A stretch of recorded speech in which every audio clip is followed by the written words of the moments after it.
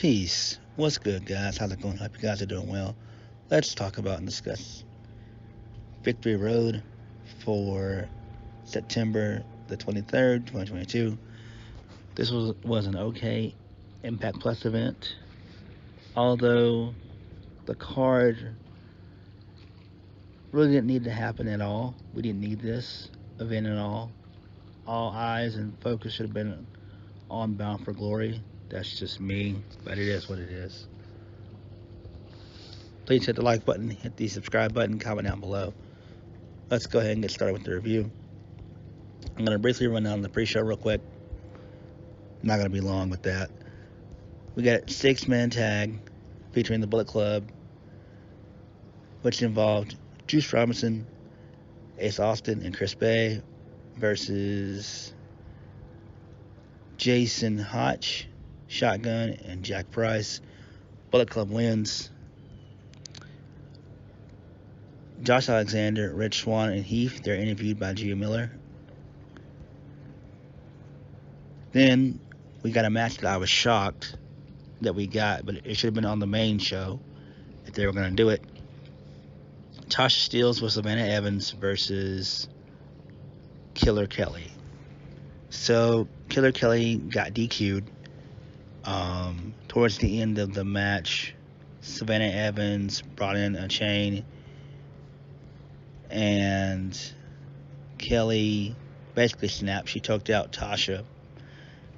Then she choked out the referee, and Tommy Dreamer and Lance Storm, they had to come out and break it up. So kind of a fuck finish, but it is what it is. They'll probably run it back at Bound for Glory, more than likely. On to the main card.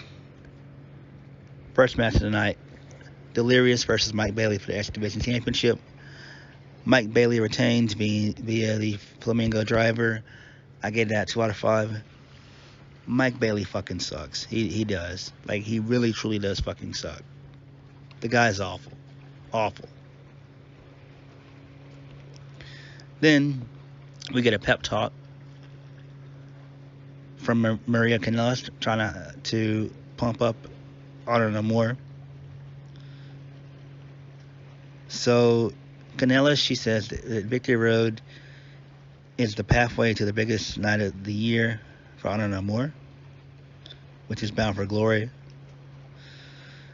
Eddie Edwards, he's upset and furious at PCO for obeying him on Impact, and he accepted Heath's. He's pissed off that that PCO accepted the street fight against Heath on Impact. Second match on the card, or of the night, PCO and Vincent versus Motor City Machine Guns. Motor City Machine Guns, they win via a double team move. It's like a little spinning network breaker, kind of similar to Aussie Open a little bit. I get it, 3 out of 5. Who gives a shit? You know, the Machine Guns, they're the John Cena of tag team wrestling. I mean, they get everything that they want. Doesn't make any sense. Next, Giselle Shaw versus Mickie James. It went a little bit too long. It was like, I believe it was 12 minutes. Or it should have been about 7 minutes. Mickie James wins via the Mick DDT. I gave that a 2 out of 5. The Triple Threat Revolver, which basically the rules are whenever a competitor gets eliminated, a new one can come in. So I like that concept. And then when it's down to the last 3 competitors, it's just a regular triple threat. So the first person to get eliminated was the Radio Kid, but the first triple threat was Mia Yim, Trey Miguel, and Alex Zane.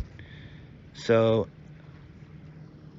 Laredo, he was eliminated first. Then followed by him, it was Alex Zane.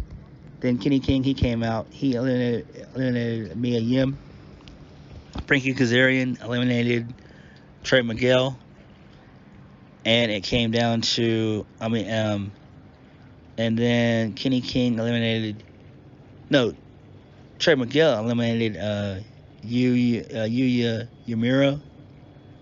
And the final three, it came down to Frankie Kazarian, Kenny King, and Black Taurus. This pissed me off a lot. I didn't like it. So, thinking that either Black Taurus or Kenny King was going to win, it didn't happen. Kazarian wins. So, King was going for some type of move through the ropes. He got caught. He had a slingshot color by Kazarian, and Kazarian got the 3. I gave that a 3 out of 5 because the match was decent, but the ending, this was anticlimactic. It made no sense. Why are we giving other promotions title shots for whatever reason? It doesn't make any sense. I feel like either Kenny King or Black Taurus should have won it all. Being honest, I much rather would see Black Taurus win to defeat Mike Bailey. Just doesn't make any sense. Gail Kim, so she grants Taya Valkyrie and Rosemary the rematch at Bound for Glory. And it's going to be Taya and Jessica taking on Vex. And then Vex, they confront the trio, and then Jessica shoves Vex. Then, out of nowhere, for whatever reason, in the middle of the show, Bobby Fish comes out. Crowd pops huge for whatever reason. He gets on the mic and says that as of late he's been turned into a lightning rod for controversy. Fish says that after being in the business for 20 years, he's not here for the bullshit. And says the Impact locker room is full of people who will step up into the ring and give it everything they got. He's then interrupted by Raj Singh and Shera. And so Singh, he dished out a series of insults. Fish says he doesn't even know who he is. And then Raj Singh pushes Fish. Fish takes out Shera with a jumping knee and a suplex to take out Singh. And then Fish locks in the the fish hook submission on Singh. Who gives a fuck? Like, why is Bobby Fish even there? It makes no sense. Like, Bobby Fish is 45 years old. Fish needs to just be a producer. Like, he doesn't have it, and this was a waste of everyone's time. Like, for real, it just doesn't make any sense. It's just dumb all around. A complete waste of everyone's time. And it would have been better off if Bobby Fish was basically just a producer for Impact. Would have been a lot better. That's just me. I mean, come on. The guy's 45. He's not gonna win any championships or whatever at all. You know, seriously. It is what it is. And the promo that he cut sucked as well. I have no idea why that crowd ate it up. Like, they treated him like he was like, you know, like Adam Cole or something like that or whatever. I don't know. I don't fucking know. Moving on. Honor No More featuring Eddie Edwards, Matt Taven, and Mike Bennett with Maria Kanellis versus Rich Swann, Heath, and Josh Alexander. Eddie Edwards, he pins Josh Alexander via the Die Hard Driver. I gave that a 3 out of 5. It was a decent match, but this points to maybe we might see Josh drop the title to Edwards at Bound for Glory. I don't think the Impact has any plans for Alexander. Like, if he beats Eddie Edwards, then who's his next opponent going to be? Like, he doesn't have a whole bunch of opponents. Like, there's no main event scene in Impact. And I do not want to see Josh Alexander versus Bobby Fish. Fuck that. Oh, no. I don't even want to see that shit. I don't know what they're gonna do. I don't know, but Josh losing clean like that to Eddie, clean, that is not a good sign. That's not a good sign. So Mickie James, she's in the back talking to Mia Yim. She praises Mia for her performance in the triple threat revolver earlier on. And then Mickie challenges Mia Yim to face her at Bound for Glory. We had Jordynne Grace versus Max the Impaler. Jordynne Grace wins via the Grace Driver. I get that 2 out of 5. She gets on the mic post-match and she says, "It's pick your poison," and it's going to, and Masha's going to face Ali Catch and Monsters Ball. So that should be pretty fun, I guess.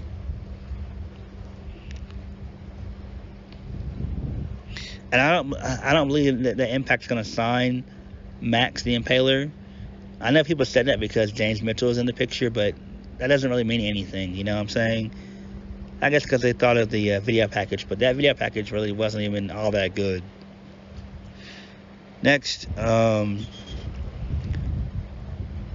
a video package of Raven being inducted into the Impact Wrestling Hall of Fame at Bound for Glory. So that's going to be pretty fucking awesome right there. Then we got a promo by Moose. He says that Sammy and Maclin will find out in Bob Bar Massacre why he's called the Wrestling God. Main event, Sami Callihan versus Moose versus Steve Maclin. Triple threat, Bob Wire Massacre. Crazy spots as usual. Tables, barbed wire bats, cookie sheets, steel chairs, tables. That's the usual typical hardcore shit. Everyone bloodied and laid out, basically. So towards the end of the match, Maclin is powerbombed through the door by Callahan. Maclin low blows Callahan, and he hits the KIA DDT for the win. I gave that a 3 out of 5. So I'm glad that Maclin got a really big win. He deserves it. He needed it. Hopefully this can move him forward. Hopefully he can get championship gold in due time. The guy's great. And this could probably start as a career resurgence and a complete rebuild and reboot of his character. And hopefully this feud is over with, because it doesn't make any sense. I don't know why they even did a Bob Wire match in the first place. It just doesn't make any sense, but that's Sami Callihan, because that's the only match that he can work, obviously. So all in all, this was an okay show, but we really didn't need it at all, in my opinion.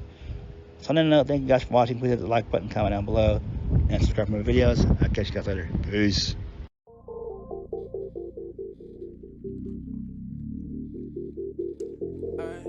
To the end.